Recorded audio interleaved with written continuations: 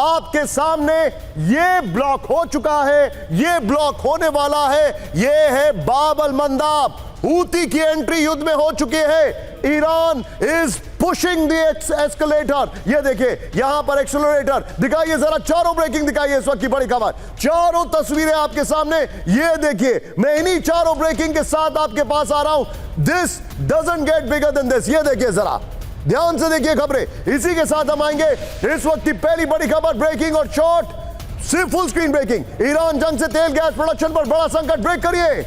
UAE में gas उत्पादन पूरी तरह बंद। यूएई में सभी गैस फैसिलिटी में ऑपरेशन रुका।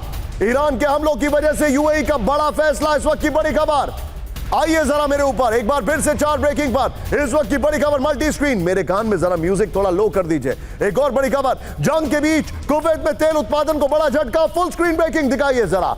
कुवैत की 2 बड़ी ऑयल रिफाइनरी बंद हो गई। इस वक्त की बड़ी खबर, दोनों ब्रेकिंग एक साथ दिखाइए, दोनों ब्रेकिंग एक साथ। कुवैत की सबसे बड़ी मीना अल अहमदी रिफाइनरी बंद हो गई। इस वक्त की बड़ी खबर ये देखिए जरा, आइए जरा एक बार फिर से इस वक्त की बड़ी खबर मल्टी स्क्रीन पर। कतर में ईरान के हमलों से कोहराम। ब्रेक करिए जरा, ये देखिए जरा, कतर में मिसाइल हमलों से 2 बड़े गैस प्लांट तबाह। ब्रेकिंग और शॉट दिखाइए। रास लफान एलएनजी हब पर हुआ था हमला। ये देखिए ब्रेकिंग और शॉट, ये देखिए जरा। एलएनजी ठिकाने ठीक करने में लगेंगे 5 साल। कुवैत एनर्जी के सीईओ साद अल काबी का दावा। एक और बड़ी खबर मल्टी स्क्रीन पर, ईरान के हमलों से सऊदी अरब में बड़ा खौफ। ब्रेक करिए जरा, सऊदी ने रोका ऑयल प्रोडक्शन। इस वक्त की बड़ी खबर, ब्रेकिंग और शॉट। रास तुनारा रिफाइनरी में बंद हुआ उत्पादन। इस वक्त की बड़ी खबर, दोनों ब्रेकिंग, दोनों शॉट दिखाइए, दोनों ब्रेकिंग, दोनों शॉट। ये देखिए जरा इस वक्त की बड़ी खबर। अब आइए जरा वीडियो की पर जो मैं आपको दिखा रहा हूं, ध्यान से देखिएगा। डिटेलिंग हमारी टीम ने बहुत अच्छी डिटेलिंग तैयार की है। ये देखिए जरा, अब आपके सामने जो फैक्ट्स आ रहे हैं, ये देखिए क्या क्या हो रहा है। पूरी तस्वीर समझिए। ईरान का हमला, मिडिल ईस्ट में बर्बादी, ऑयल और गैस का संकट है।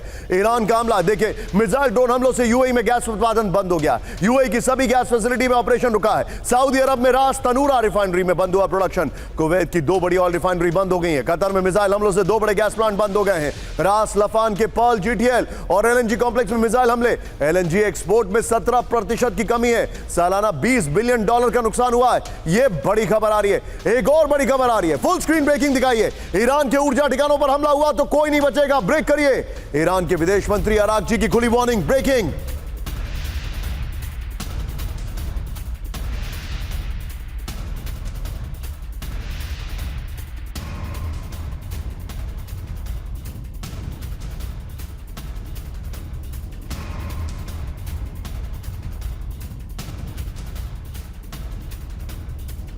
और सीधे चलिए, मेरे खास मेहमान इस वक्त मेरे साथ जुड़े हुए हैं। मल्टी स्क्रीन पर आइए और सीधे चलिए प्रोफेसर राजन सर के पास। Rajan sir, oil crisis is on the cards. ये सारी खबरें मैं दिखा रहा हूं sir. It is 100% sure that we are going for it.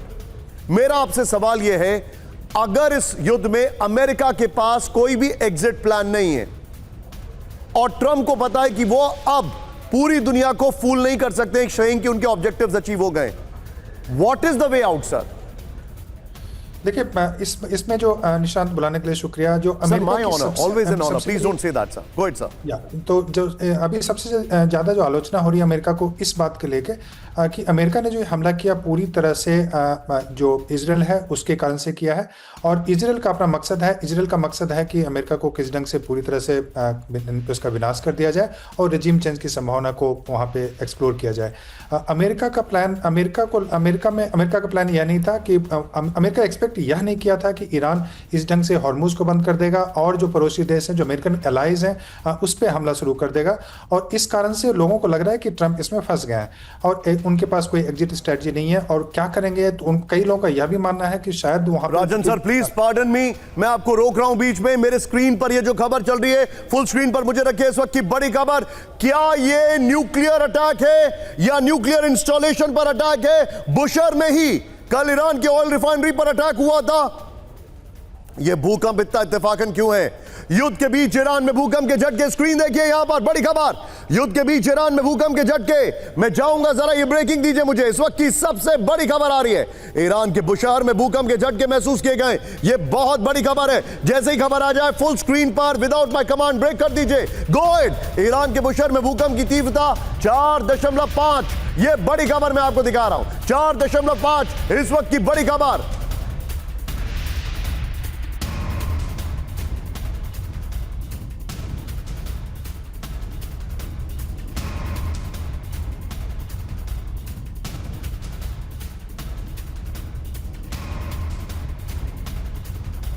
मैं चलूंगा सिन्हा सर के पास। Sinha sir, very quick take sir, ये भूकंप है या न्यूक्लियर टेस्टिंग?